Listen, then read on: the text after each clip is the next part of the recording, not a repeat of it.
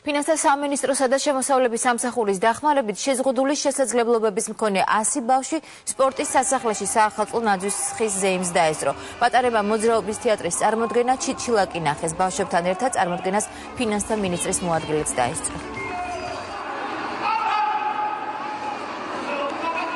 ძალიან კარგი ინიციატივა ფინანსთა სამინისტროს სისტემის თანამშრომლებმა გადაწყვეტეს, რომ ერთი ლამაზი დღე ეჩქებინათ ბავშვებისთვის, მოეწყოთ საახალწლო ღონისძიება და დაეპატიჟებინათ დაახლოებით 100-მდე შეზღუდული უნარის მქონე ბავშვები, რისთვისაც მე ფინანსთა სამინისტროს თანამშრომლებს დიდ მადლობას გადავუხდი. გაიმართა საახალწლო ზღაპარი, ჩიჩილაკი, რაზედაც ესწრებოდნენ შეზღუდული შესაძლებლობების მქონე ბავშვები. რისი ორგანიზებაც გააკეთა ფინანსთა სამინისტრომ, რაზედაც ძალიან დიდ მადლობას უხდით, რომ ამ ჩვენ პატარებს ასეთი არაჩვეულებრივი სანახაობა მოუწყო.